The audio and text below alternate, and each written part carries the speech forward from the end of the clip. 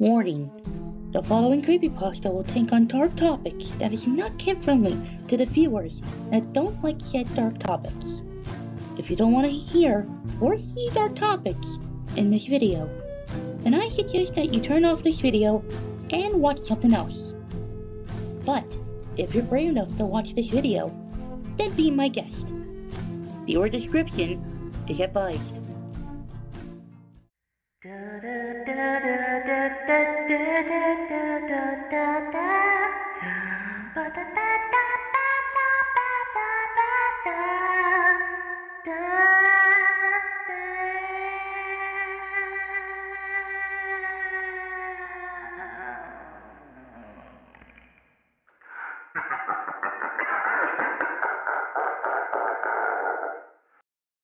Welcome back, everybody! My name is Michael, and we're reading another creepypasta. And it's entitled, The Rat Who Broke Me. This story is made by Lafo and Pasta. You already know his work from Sober and Flair and Crystal Bowl's PSA. A lot of other things. This story is all about a fanboy rat named Reggie. Hi. I'm pretty sure everybody knows who Reggie is at this point. So, let's begin! I'm sick. I'm punch drunk. I'm making a piece of me and waiting for the cops to show up. Inside of the hotel bathroom, I still missed the flashlight on one battery. And on top of that, at a furry convention of all places. I've been part of this subculture since I was 15. If I'm remembering correctly, always been fascinated by the idea of role-playing as an anthropomorphic animal.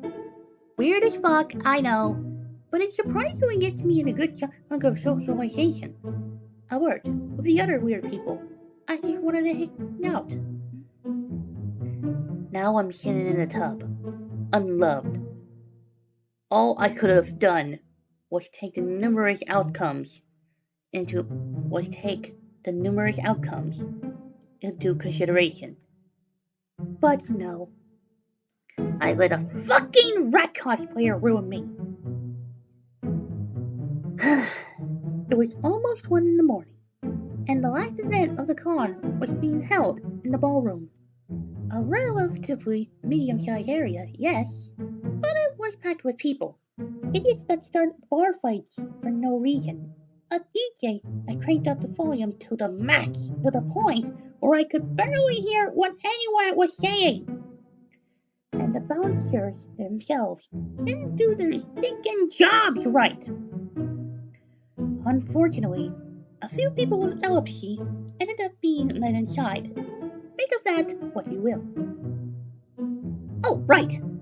There was a bar area in the ballroom, of all places. I was one of those customers. I'll cut it simple. Too many shots of vodka that racked up $20 every 4 shots. And I felt tipsy by the 5th glass. I spent $40 and the rest of what I paid for went unswallowed. Again, the place was full of idiots, me being one of them. Then the slob showed up and took a seat next to me, slightly hunched over, legs crossed all elegantly, head in his hands. The DJ's music faded a bit, his mixtape reaching again as he went on to get another. The rat just stared and stared and stared, like my eyes were sparkling stars under a crescent moon. He never spoke, vocally at least. He had a differentiate mode of communication. A button made with a built-in miniature speaker pinned to his Quetzal Virgin Killer sweater, made especially to fit his fursuit. He gently pawed on it, and with his big hands until it activated. Hi, my name is Reggie. I like guys. What a heartthrob, am I right? Going straight for the kill. Nah, but seriously, that was odd. I remember most of what had happened, but I can hardly even call back. what I was trying to say at that moment. My speech was so slurred with sputtering bubbles and cheap drinks that I felt like I was going to flop on my back. By then I thought it was attractive anyway, and I went on too, I guess, spilling my guts out to him, like he was my boyfriend or some shit. Only reason I'm assuming this is because afterward, he pulled my head over into his fluffy, rather clean, well-kempt bosom.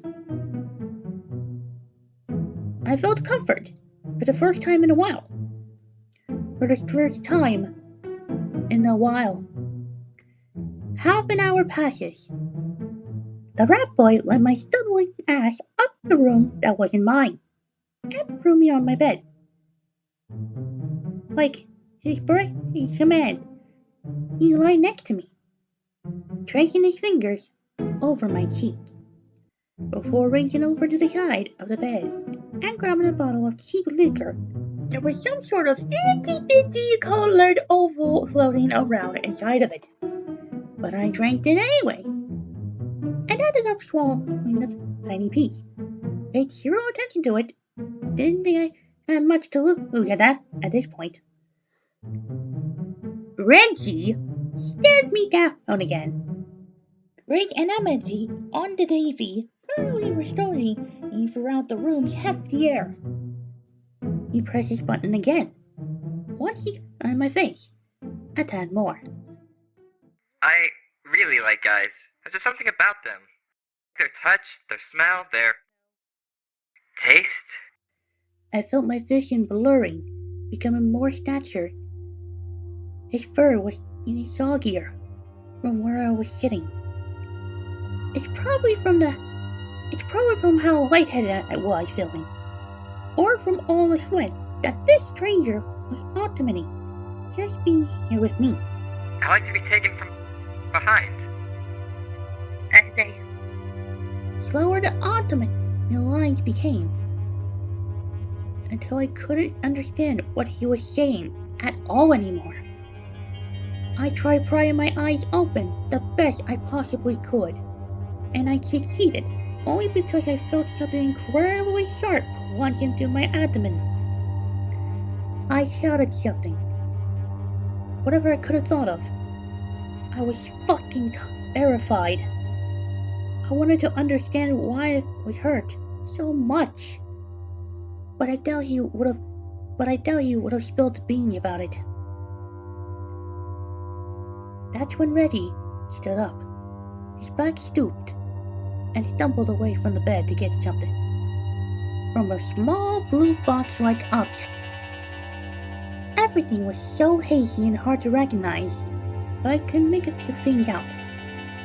He pulled two objects out of the box and turned around, his right hand behind his back and some sort of card in the other. No matter how close he presses it against my face, I still couldn't see shit. He pulled up his mascot head ever so slightly, revealing his herpes-ridden, brushed lower half of his face, riddled with strands of unkempt fecal hair.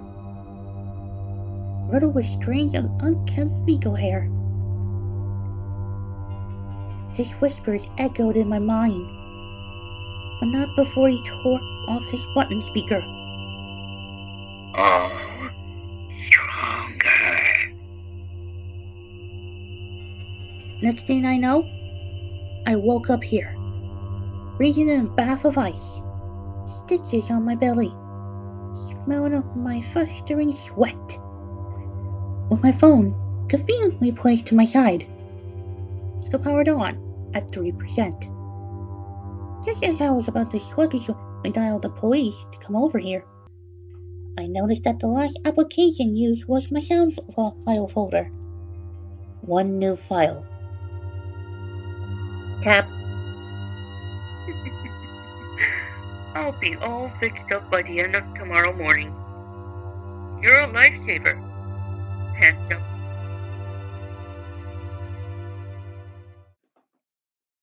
And with that concludes The Rat Who Broke Me, made by Waffle and Pasta. Let's give it thy review of it. Holy this story is good, Fonda! The fact that you made something of a concept as a furry con in a creepypasta is perfect. And for the Reggie cosplayer, god dang that is scary. So yeah, short review time, I know. But it was hard to come up with something nice to say about the story. But for the rating, another solid 10 out of 10. Well done for another story, LaFonda. I'm impressed. Of course, this is my opinion. And we all got our own. Did you like this story? Or did you not? And do you have any other creepypastas I might give a read? Let me know in the comments below. Oh, by the way, I won't do spin pastas. No can do. I don't want to go crazy on those stories like Shadow Reader and LaFonda and others. It ain't gonna happen. But yeah, that being said, thank you for watching. And until next time, see you next narration.